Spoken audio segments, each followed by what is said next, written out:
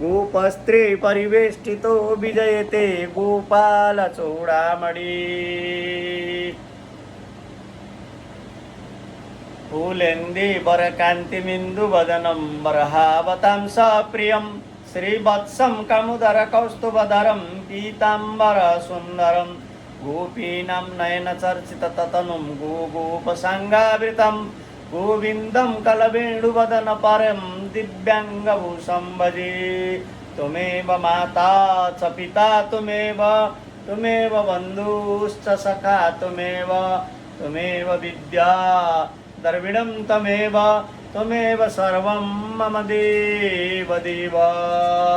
हामी भागवत महापुराणको दशम स्कन्धमा हामीले योभन्दा अगाडि अब इन्द्रले निकै घमण्ड गरेर सबैलाई दुःख दिएको कारणले गर्दा इन्द्रको किन पूजा गर्नुपर्छ भनेर इन्द्रको यज्ञ भग्न गराउनु भएको कुराहरू हामीले यहाँ गऱ्यौँ पढ्यौँ। अनि त्यसपछि गएर अब गोवर्धन धारण गरेको प्रसङ्गहरू हामीले पञ्चविंशौँ अध्याय भन्नाले यो 25औँ अध्यायमा हामी पढ्दैछौँ, हामी अगाडि बढ्दैछौँ। शुक उवाच इन्द्रस्तदात्मन पूजं विज्ञाय निहितं नृपं गोपेभ्यः कृष्णनाथेभ्यो नन्ददिवश्चोकोपस। सुखदेव भन्नुहुन्छ, परीक्षित जब इन्द्रलाई थाहा भयो कि मेरो पूजा बन्द गरियो तब उनी नन्द बाबा आदि गोपहरूप्रति ज्यादै क्रोधित भए। तर उनले क्रोध गर्नाले हुन्थ्यो नै कि ती गोपहरूका रक्षक त स्वयं भगवान् कृष्ण हुनुहुन्थ्यो। कृष्णले नै बन्द गराइदिनु भएको छ, भगवान्ले नै। अनि इन्द्र चाहिँ रिसाए। गणं सावर्तकं नाम मेघानां चान्तकारिणां इन्द्र पचोदयत् क्रोधो वाक्यं चाहे समान्युत।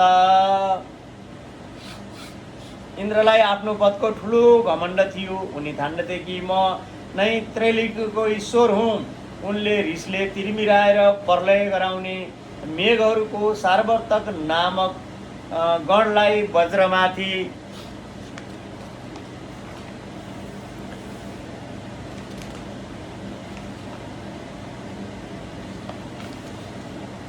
प्रहार गर्ने आज्ञा दिए। अहो श्रीवदामात्म्यं गोपीनां काननौकसं कृष्ण मर्यमुपाश्रित्य यचक्रु देवहेलनम्। अहो ती जङ्गली ग्वालाहरू यत्रो घमण्ड, साँच्चै यो धनकै नशा हो भलै हेर त साँच्चै एउटा साधारण मनुष्य कृष्णको बलमा उनीहरूले म देवराजको अपमान गरिदिए। साधारण त्यो मनुष्य एउटा कृष्ण भन्ने केटाको उसमा लैमा लाएर मेरो यत्रो चाहिँ अपमान गरे भनेर इन्द्र बेसरी रिसाए। यथा दृढै कर्ममयै कर्तुभेनां मनो निभै विद्या मानवी चिकिम हित्वा तितिर्सिन्ति भवाणवम्। जसरी पृथ्वीमा धेरै मन्दबुद्धि पुरुष भवसागरबाट पारी जाने इच्छा साधन ब्रह्मा विद्यालाई त छोड्छन् र नाम मात्रको पाल परेको डुङ्गा रूपी कर्मयज्ञहरूद्वारा यस घोर संसार सागरलाई पार गर्न चाहन्छन्। बचालं बलिसं स्तब्ध मग्यं पण्डितमानिनं कृष्णं मर्त्यमुपाश्रित्य गोपो मे चक्रुर प्रियम। कृष्ण उटपट्याङ केटाकेटी अभिमानी र मूर्ख भएर पनि आफूलाई ज्यादै ठुलो ज्ञानी सम्झन्छ। त्यो स्वयं मृत्युको आहार हो। तैपनि उसको सहारा लिएर यी अहिरहरूले मेरो अवहेलना गरेका छन्। यी अहिरहरू भनेको भैँसी पाल्नेहरू, तिनीहरूले मेरो अवहेलना गरिरहेका छन्। येषां श्रिया बलिप्तानां कृष्णो नाव्याधितात्मनां धुनुत श्रीमदस्तव्यं परशुन्नयत संशयम्।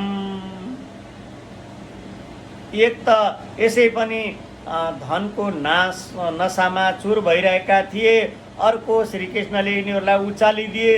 तब तिमीहरू गएर उनीहरूको त्यस धनको घमण्ड र जिद्दी स्वभावलाई धुलोमा मिलाइदेऊ तथा तिनका पशुहरूलाई संहार गरिदेऊ भनेर इन्द्रले आफ्नो सेनामेनाहरूलाई भने। अहम चैरावतम नाम मारुह्यानु ब्रजे व्रजम मरुद्गणै महावीर्यै नन्दगोष्ठ जिगांसया। म पनि तिमीहरूका पछि पछि ऐरावत हात्तीमा चढेर नन्दको ब्रजको नाश गर्नको लागि पराक्रमी मरुद्गणहरूका साथ आउनेछु भने। श्री शुक उवाच इत्थं मगवता ज्ञप्त्वा मेघा निमूर्त वन्दना नन्दगोकुलमा सारै पीडायाम सुरुजसा। सुखदेव भन्नुहुन्छ, परीक्षित, इन्द्रले यस प्रकार प्रलयका मेघहरूलाई आज्ञा दिएर तिनको बन्धन खोलिदिए अनि ती बडो बेगले नन्द बाबाको वज्रमाथि खनिएर मुसलधारे पानी वर्षाई सारा ब्रजलाई दुःख दिन थाले।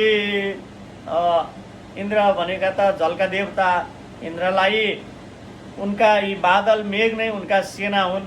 त्यसरी वर्षा गराएर दुःख दिन थाले। विद्युतमाना विद्युद्दे स्तनन्त स्तनित्युभि तीव्रै मरुद्गणै नुम्ना बिभ्रुसुर्जलसकरा। चारैतिर बिजुलीहरू चम्कन थाले, बादल आपसमा ठोकिएर अड्किन लागेर प्रचण्ड आँधीको बेगले ती ठुल्ठुला असिना वर्षाउन लागे। स्थाना स्थूला वर्षधारा मुच्चस वृष्वभीक्षणास जलौघै प्लव्यमान भूर्ना दृश्यत नतोन्तमम्।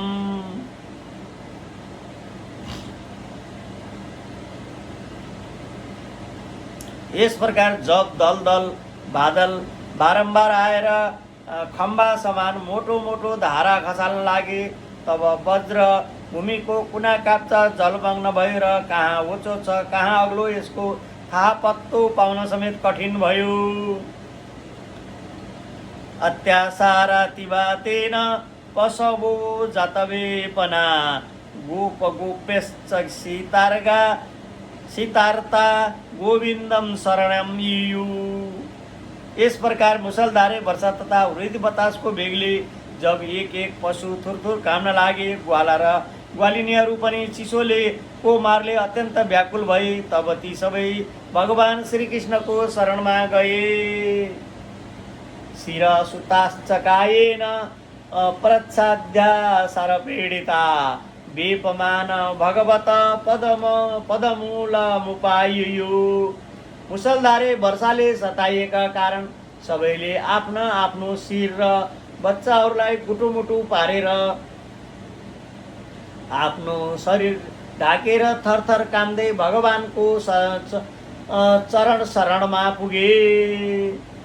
कृष्ण कृष्ण महाभाग त्यो नाथम गोकुलम प्रभु त्राहु मर्हसि देवान्न कुपे तत् भक्तवत्सल। हे प्यारा श्रीकृष्ण, हजुर बडो भाग्यवान हुनुहुन्छ। अब त कृष्ण केवल हजुरकै भाग्यले हाम्रो रक्षा हुनेछ। प्रभु, यस सारा गोकुलको एकमात्र स्वामी एकमात्र रक्षक हजुर नै हुनुहुन्छ। भक्तवत्सल इन्द्रको क्रोधबाट अब हजुर नै हाम्रो रक्षा गर्नु सक्नुहुन्छ। शिला वर्ष निपातेन अन्यमान मचेतनम निरीक्ष भगवान मेने कुपिन्देन्द्र कृतम हरि। भगवानले देख्नुभयो कि वर्षा र असिनाको मारले पीडित भएर सबै बेहोस भइरहेका छन्। उहाँले बुझ्नुभयो कि यो सारा कार्य इन्द्रकै हो, उनैले क्रोधवश यस्तो गरेका हुन्। अपरयुक्त बडम वर्ष मति बातम शिलामयम सोयागे विहतस्माभि इन्द्रो नास्यति वर्षते। जहाँ मनै भन्न लाग्नुभयो हामीले इन्द्रको यज्ञ भङ्ग गरिदिएका छौँ, यसैले उनी ब्रजको नाश गर्नका लागि ऋतु बिना नै यो प्रचण्ड वायु र असिनाका साथ घनघोर वर्षा गरिरहेका छन्। तत प्रीतिविधिं सम्य गात्मयोगेन साधयि लोकेश मानिनं मौढ्य धीरस्य श्रीमदं तम। ठिक छ, म आफ्नो माया योग मायाद्वारा यिनलाई राम्रोसित जवाब दिनेछु। यिनी मूर्खतावश आफूलाई लोकपाल ठान्छन्। यिनको ऐश्वर्य धनको घमण्ड तथा अज्ञान धुलो पिठो पारिदिन्छु भनेर भगवानले ती गोपहरूलाई भन्नुभयो। नहि सद्भावयुक्तानां सुराणामसविस्मय मत्तु शतं मन भगम परसमायो कपल मयो पकल्पते। देवताहरू त सत्तो प्रधान हुन्, यिनमा आफ्नो ऐश्वर्य र पदको अभिमान नहुनुपर्ने हो। अत यो उचित हुन्छ कि सत्तो गुणहरूबाट च्युत दुष्ट देवताहरूको म मानभङ्ग गरिदिउँ। यसबाट अन्तमा तिनलाई शान्ति नै मिल्नेछ। तस्मान् मत्शरणं गोष्ठं मन्नाथं मत्परिग्रहं गोपयस्वोमात्मयोगेन स्वयं मे व्रताहित। यो सारा ब्रज मेरै आश्रममा छ, मद्वारा स्वीकृत छ र एकमात्र म नै यसको रक्षक हुँ। अतः म आफ्नो एक मनद्वारा यसको रक्षा गर्नेछु। सन्तहरूको रक्षा गर्नु मेरो व्रत नै हो। अब त्यसको पालनाको अवसर आइपुगेको छ। भगवान भन्नुहुन्छ, सक्रिय देव प्रपन्नाय तस्मिते चयाचते अभयं सर्वभूतेभ्यो देदाम्ये तद्व्रतं मम। जो केवल एकपटक मेरो शरणमा आउँछ र म हजुरको हुँ यस प्रकार याचना गर्छ, उसलाई म सम्पूर्ण प्राणीहरूबाट अभय गराइदिन्छु। यो मेरो व्रत हो। इत्युक्ते केन हस्तेन कृत्वा गोवर्धना चलम् युक्त्युक्ते केन हस्तेन कृत्वा गोवर्धनाचलं दधार लीलया कृष्ण छत्राकमिव बालक। यस प्रकार भनेर भगवान कृष्णले खेलखेलमै एउटै हातले गिरिराज गोवर्धनलाई उखेल्नुभयो र जसरी साना साना बालक च्याउको फुललाई उखेलेर हातमा राख्छन् त्यसरी नै उहाँले त्यस पर्वतलाई धारण गर्नुभयो। अथाह भगवान गोपन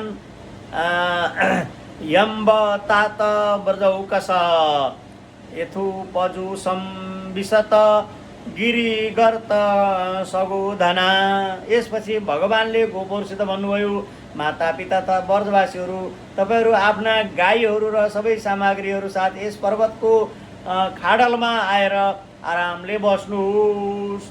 नत्रास इव इहव कार्यो मस्ताद्रे निपातने भात वर्ष भए नालम तत्वाणम विहितम विह।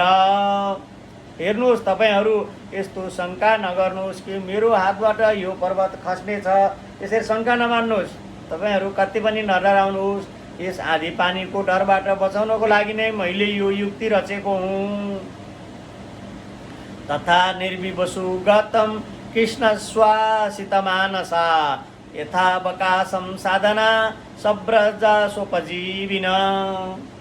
जब भगवान श्रीकृष्णले यस प्रकार सबैलाई आश्वासन दिनुभयो, ढाडस दिनुभयो, तब सबै ग्वाला आफ्नो गोधन गाडा आश्रितजन पुरोहितहरू भृत्यगणहरूलाई आफ्नो रथमा लिएर सुविधा अनुसार गोवर्धनको ओडारमा गएर बसे। क्षित्रिङ्ग्यव्यथं सुखापेक्षं हित्वा तैव्रज जवाशिवी वीक्ष्यमाणो दधा भद्रे सप्ताहं न चलेत् पदात्। भगवान श्रीकृष्णले सबै ब्रजवासीहरूले हेर्दा हेर्दै भोक प्यासको पीडा, आराम विश्रामको आवश्यकता आदि सब थोक भुलाएर 7 दिनसम्म लगातार त्यस पर्वतलाई उठाइराख्नुभयो। उहाँ अलिकति पनि हलचल हुनु भएन। कृष्णया गानुभावं तं निशायेन्द्रोति विस्मित निस्तम्भु भ्रष्ट सङ्कल्पन् स्वानमेघान् सन्निवारये। श्री कृष्णको योग मायाको यो प्रभाव देखेर इन्द्रको आश्चर्यको ठेगान रहेन। आफ्नो सङ्कल्प पुरा नहुनाको कारण उनले सारा उद्दण्डता बन्द भयो। उनी लट्टु घुमे चाहिँ भए। त्यसपछि उनले मेघहरूलाई वर्षा गर्नबाट रोकिदिए। अब काम लागेन भनेर रोकिदिए। खम व्यव्रमुदितादित्यम वातवर्ष च दारुणम निशाम्यो परतम गोपन गोवर्धन धरो ब्रवे। जब गोवर्धनधारी भगवान श्रीकृष्णले देख्नुभयो कि त्यो भयङ्कर आँधी तथा घनघोर वर्षा बन्द हुन पुग्यो, आकाशबाट बादल छाटियो र सूर्य देखिन लाग्यो, तब उहाँले गोपीहरूसित भन्नुभयो, निर्यात त्यजत त्रासम गोपा स्त्री धनार्भका उपारतम वात वर्षम व्युद प्रयाश्च निम्नगा। मेरा प्यारा गोपहरू, अब तपाईहरू निडर रहनुहोस् र आफ्ना स्त्रीहरू, गोधन तथा बच्चाहरूका साथमा बाहिर निस्किनुहोस्। हेर्नुहोस् त, अब आँधी र पानी बन्द भइसकेको छ र नदीहरूको पानी पनि घटिसकेको छ। ततस्ते निर्ययुर्गोपा सोमसोमादायी गोधनम सकटोडुपकरणम स्त्री बालथिविरासनै। भगवानको यस्तो आज्ञा पाएर आफ्ना गोधन, स्त्रीहरू, बच्चाहरू तथा वृद्धहरूलाई साथ लिएर आफ्ना सामग्रीहरू गाडामा हालेर बिस्तारै बिस्तारै सबैजना बाहिर निस्किए। भगवान पितम शैलम स्वस्थाने पूर्ववत् प्रभु पश्यतां सर्वभूतानां स्थापयमास लीलया। सर्वशक्तिमान भगवान श्रीकृष्णले पनि सबै प्राणीहरूले हेर्दा हेर्दै ख्याल ख्यालमै गिरिराजलाई पूर्ववत् उसको स्थानमा राखिदिनुभयो।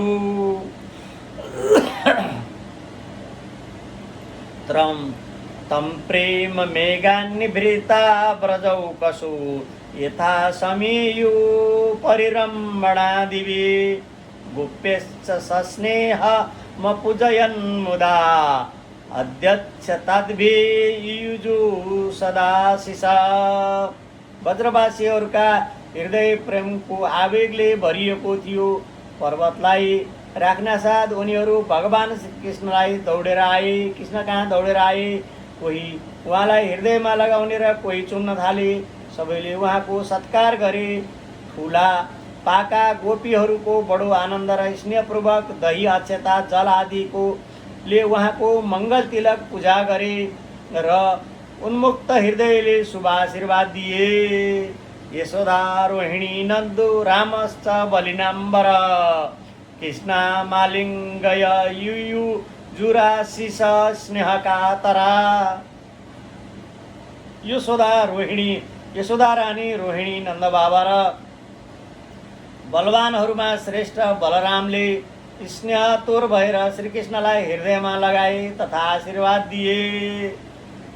दिवी देवगणा साध्य सिद्ध गन्धर्वचारणा तुष्टु चुष्ट तुष्ट्वा पुष्पवर्षाणि पार्थिव।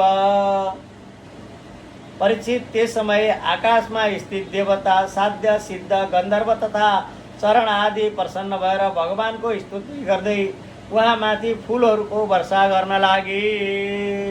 शङ्ख दुन्दु भयो नेदु दिर्विदेव प्राणोदिता जुगु गन्ध पर्वतस्य तुम्बुरु प्रमुखा निर्प।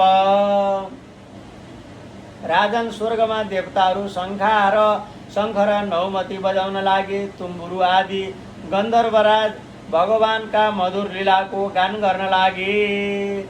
ततो नुरत्तै पशुपै परिश्रितु राजन सगोष्ठन सबलु वर्जद्वारी तथा विधान्यस्य कीर्तानि गोपिका गायन्ते गायन्ते यीयु मुदिता हदिस्पृशा। यसपछि भगवान श्रीकृष्णले ब्रजको यात्रा गर्नुभयो। उहाँको साथमा बलराम हिँडिरहनु भएको थियो र उहाँका प्रेमी ग्वालवाल सेवा गरिरहेका थिए। उनीहरूका साथमा नै प्रेममयी गोपिनीहरू पनि आफ्नो हृदयलाई आकर्षित गराउने, त्यसमा प्रेम जगाउने भगवानको गोवर्धन धारण आदि लीलाहरूको गान गर्दै बडो आनन्दपूर्वक ब्रजमा फर्किआए भन्नेसम्मको कथा यस अध्यायबाट। इति श्रीमद्भागवते महापुराणे परमहंसायां संहितायां दशमस्कन्धे पूर्वार्धे पञ्चविंशो अध्याय समाप्त। हरे नमः। श्रीकृष्ण गोविन्द हरे मुरारे हे नाथ नारायण वासुदेवम् अनन्त वैकुण्ठ मुकुन्द कृष्ण गोविन्द दामोदर माधवेति। यसरी हामीले यो 25औं अध्यायमा भगवानले इन्द्रको घमण्ड तोडिदिनु भएको र इन्द्रले वर्षा गरेर मेरो पूजा गरेनन् भनेर उहाँ असन्तुष्ट हुँदाखेरि वर्षा गराएर सबै डुबाइदिन्छु भन्दाखेरि भगवानले गोवर्धन पर्व यसरी कान्छी औँलामा एउटै हातले यसरी उचालेर हप्तौँसम्म यसरी राख्नु भएको र इन्द्रको घमण्ड तोडिएर अनि मेघ बन्द गराउनु भएको आदि कुराहरू सुन्यौँ र सबैले त्यो त्यस्तो श्रीकृष्णको पराक्रमी कार्य भएपछि सबैले फुल वर्षाले अबिरले शङ्ख दुन्दुभीहरूले गान बजान गरेको पूजा गरेको सबै यो हर्षोल्लासमय वातावरणको अनुभूति दिलाउँदै हामीबाट यो 25औं अध्याय बिदा भयो। अब 26औं अध्याय अब 26औं अध्याय नन्द बाबासित गोपहरूको कृष्णहरूको प्रभावको विषयमा कुराकानी। अब नन्द बाबासित गोपहरूको कृष्णको प्रभाव विषयमा कुराकानी भएको यो रोमाञ्चकारी अध्याय 26औं अध्याय हामी भोलि पढ्नेछौँ। ओम पूर्णमदं पूर्णमिदं पूर्णस्य पूर्णमुदच्यते पूर्णस्य पूर्णमादाय पूर्णमेवावशिष्यति। ओम शान्ति शान्ति शान्तिः। सर्वे भवन्तु सुखिनः सर्वे सन्तु निरामया सर्वे भद्राणि पश्यन्तु मा कश्चित् दुःखभाग् भवेत्। ओम शान्ति शान्ति शान्तिः।